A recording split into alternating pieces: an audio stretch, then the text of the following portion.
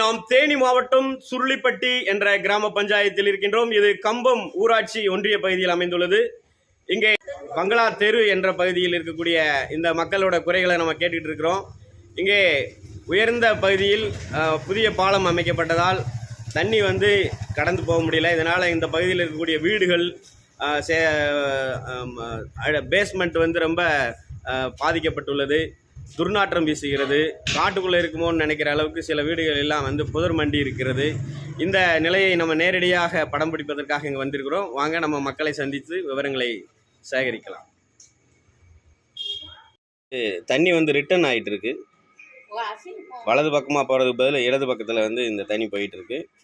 அது எவ்வளவு தூய்மையாக இருக்குதுன்னு பாருங்கள். ரொம்ப அசுத்தமாக குப்பை கூலங்களோடு இருக்குது. இந்த பகுதி முழுக்க ஏதோ கிராம பஞ்சாயத்தில் இருக்கிற மாதிரி தெரியல, காட்டு பகுதிக்குள்ளே இருக்கிற மாதிரி ஒரு இடத்தை தான் நம்ம பார்க்க முடிந்தது.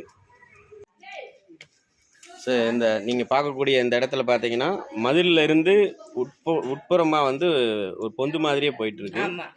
அந்த அளவுக்கு இந்த பகுதிகள் ரொம்ப மோசமாக இருக்குது.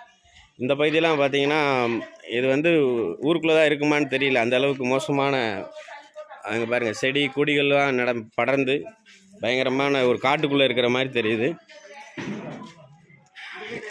இந்த வீடெல்லாம் பாருங்கள், மதில் சிதலம் அடைஞ்சிருக்கு. ஃபுல்லாகவே பார்த்தீங்கன்னா அந்த தண்ணி உள்ளே போகிறதுனால இந்த மதிலெலாம் உடஞ்சி கிராக் ஆகிருக்கு. நீங்கள் பார்த்தீங்கன்னா அங்கே பாருங்கள், அந்த பொந்தா போகுது, எலி ஓட்ட பொந்து மாதிரி இந்த தண்ணி அரிப்பு ஏற்பட்டு இந்த மாதிரி, ஏன்னா தண்ணி ஊறி ஊறி இந்த மாதிரி ஆயிருக்கு. ரொம்ப மோசமான நிலையில் தான் அந்த பகுதியில் நம்ம பார்க்க முடியுது. ஸோ இப்போ நம்ம பார்த்துட்டு இருக்குது சுருளிப்பட்டி என்ற கிராம பஞ்சாயத்தில். இதெல்லாம் இப்போ மேடான பகுதியாக மாறிடுச்சு. மண் அரிச்சிட்டு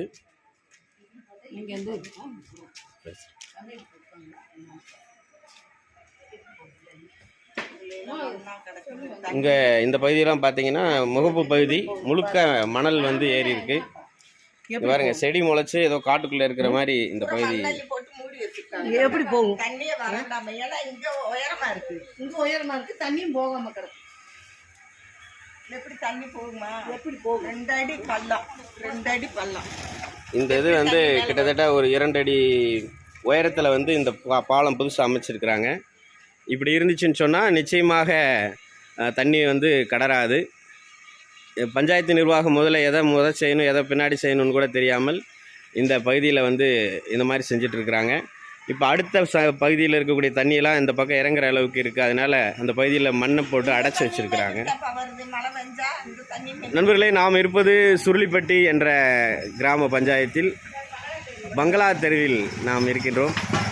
இந்த பகுதியில் இருக்கக்கூடிய மக்களோட குறைகளை நாம் கேட்டு தெரிஞ்சுக்கிட்டு இருக்கிறோம். உங்கள் பேர் சொல்லுங்கம்மா.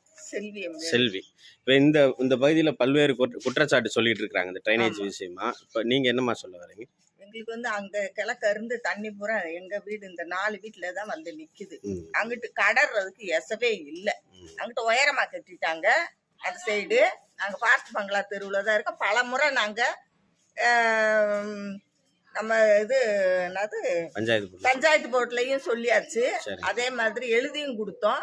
கடந்த 5 வருஷமா என்ன 10 வருஷமாவே புலம்பி தவிச்சுக்கிட்டு இருக்கோம். இந்த ரேன்ஸை மட்டும் கட்டி கொடுங்கண்டு. அப்ப அந்த ஒரு முகப்பு உயரமா இருக்கிறதுனால அந்த தண்ணி கடமா. அந்த பக்கம் இப்ப உயரமா கட்டிட்டாங்க. கட்டும்போது இந்த 4 வீட்டுல தான் தண்ணி அதிகமா பெருகுது.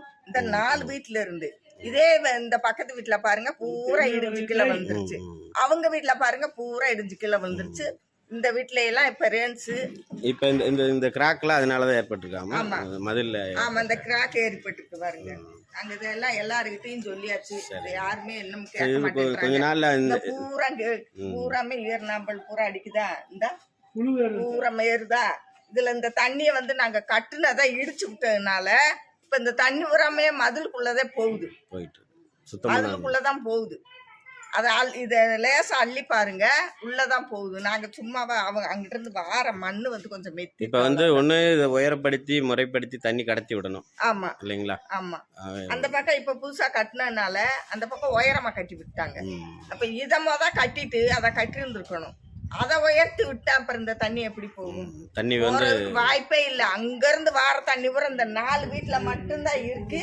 இந்த 4 வீட்டு மதிலுக்குள்ளதான் போகுது தண்ணி. வேற எந்த பக்கம் போறதுக்கு வாய்ப்பே இல்லை. மக்களே, நாம் நின்றிருக்கின்ற இந்த பகுதியில் ஒவ்வொரு வீட்டில் இருக்கக்கூடியவங்களுக்கும் இது ஒரு பெரிய பிரச்சனையாக சொல்கிறாங்க. குறிப்பாக இங்கே இருக்கக்கூடிய மக்களில் சிறுவர்கள் அதிகம் இருக்கிறாங்க. அதே மாதிரி நீண்ட நாள் ஆனதுனால இந்த பகுதியில் துர்வாசனை துர்நாற்றம் ஏற்படுது.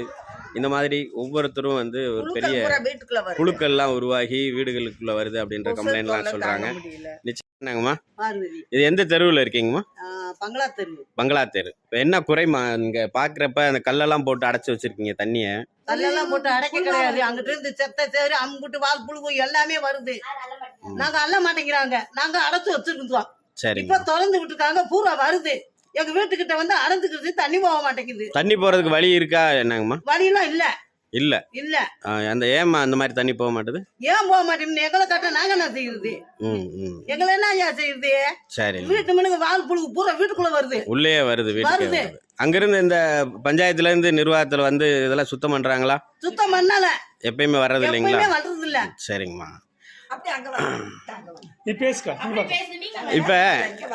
இப்ப வந்து அந்த ரேஞ்ச் என்ட்ரன்ஸ்ல வந்து உயரமா இருக்குங்களா? உயரமா இருக்கு.